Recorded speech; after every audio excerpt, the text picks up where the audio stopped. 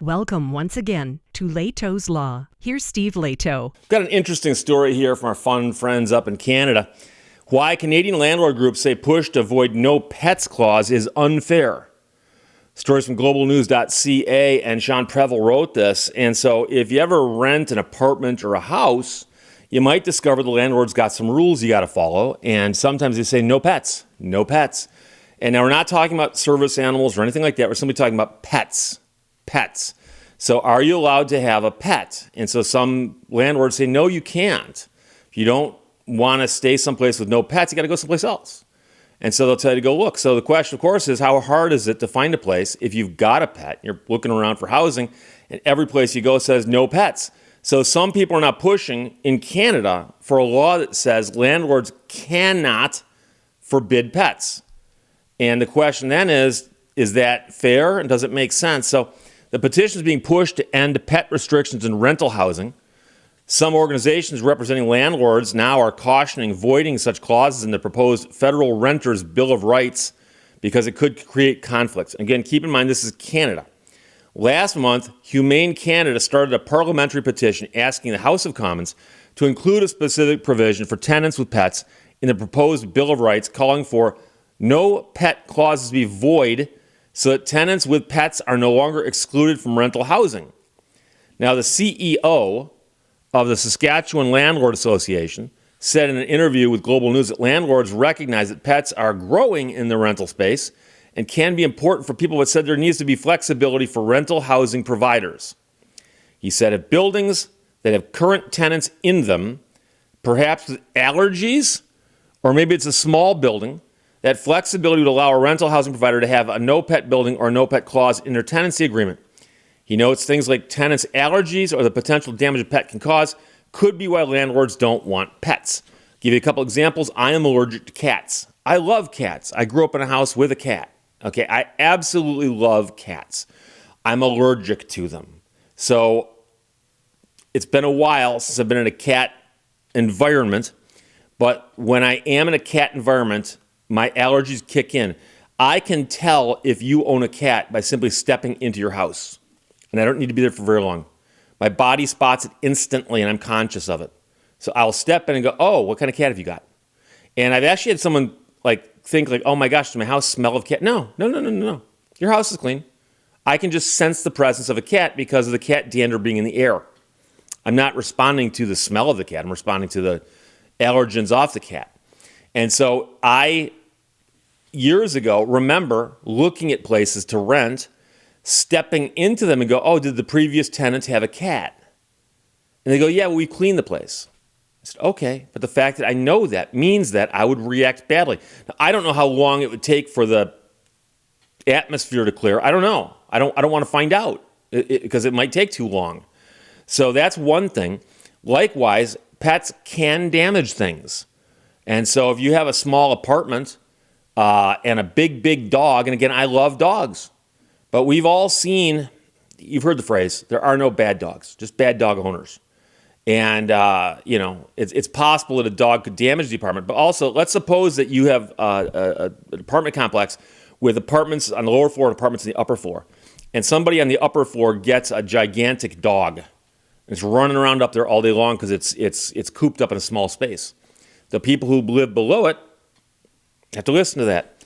So the executive director of the Investment Property Owners Association of Nova Scotia said in a statement that renters want the choice of pet-free buildings for their own safety and have as much right to have housing without pets as those who have pets. And that's an interesting way of putting it because I don't have any pets right now. I used to have Milo and Wolfie, the two dogs I mentioned in the end screen. However, somebody who doesn't have pets is impacted by somebody next door with pets. And I have to tell this story. I mentioned before I lived in a condo years ago, back in 1991, 92. I lived in a condo.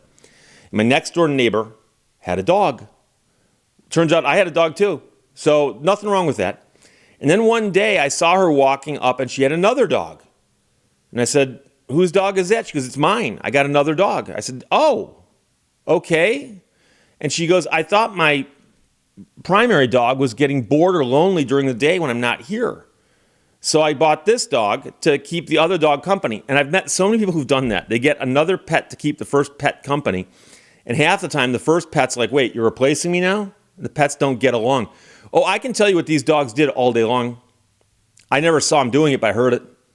Because it was a townhouse. And the dogs would run up and down the stairs for hours at a time. They'd run upstairs and bark at each other, run downstairs, bark at each other, run upstairs. And the stairway was on the common wall. And these dogs would do that literally all day long until she came home from work. And then if she stepped out, they'd start doing it again. It was the way they burned off nervous energy. And so her pets did impact me. I don't know if my dog did anything when she wasn't home. I don't think so. She never mentioned it. But the man here says voiding no pet clauses nationally would be an unfair move by the government. Imposing a ban on pet-free buildings would worsen the housing crisis by increasing more disputes between tenants that own pets and tenants that don't. Sadly, rental housing providers would be caught in the middle of such disputes. He added that more rental housing supply is the best way to provide rental housing for pet owners. And the question is, if you owned an apartment or a place you're renting, and you said, okay, I'm going to allow pets, but I want you to put up a deposit for any damage they might cause or any extra cleaning we got to do when you move out. Do you have a problem with that, or is that okay? So the rules around pets and rental properties are fairly consistent in Canada, stipulating that landlords can choose whether or not to allow them on the property. Of course, service animals are exempt. But in Ontario, there's a slightly different thing. And of course, Ontario is the part of Canada I'm most familiar with. It's across the river from Detroit. According to legal services there, a landlord can choose not to rent to someone because they own a pet. But once a tenancy agreement is signed, a tenant can move in and then acquire a pet, and you can't evict them. So the act also allows the removal of the pet if they're causing a severe allergic reaction, damage to the unit, or an unreasonable amount of noise. That's the act that's been proposed here.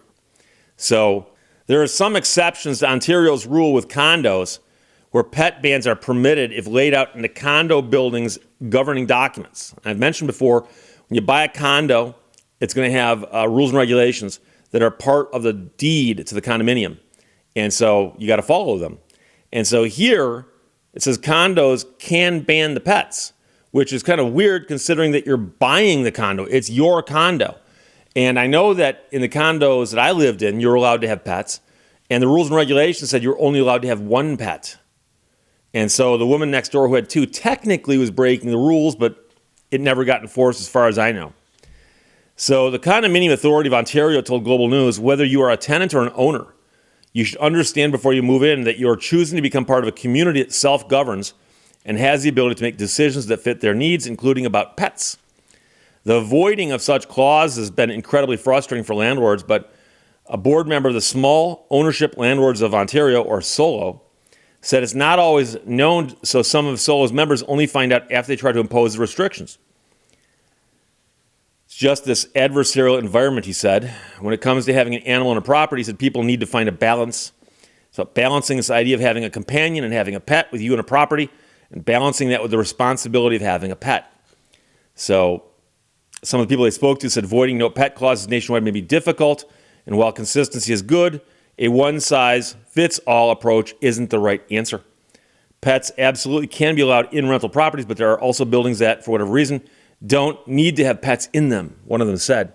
And so, it's one of those things you can imagine where if you have a big complex with 1,000 units in it, you might be able to say, okay, all these down here are going to be pet friendly and these over here are going to be no pets. But it's be a tough one to balance. And I do feel sorry for somebody who's moving and looking for a place to stay and they've got a pet, because obviously you've already got the pet.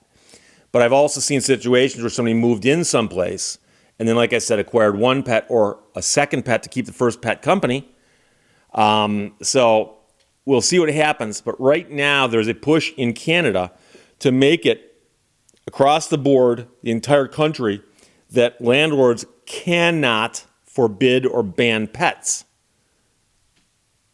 And of course, if you were to discuss such a thing in America, the discussion would hinge around your right to enter contracts, because your right to enter contracts that are not illegal is enshrined in the Constitution. And so, two consenting adults enter into a contract for a legal purpose, the government is not supposed to interfere with that.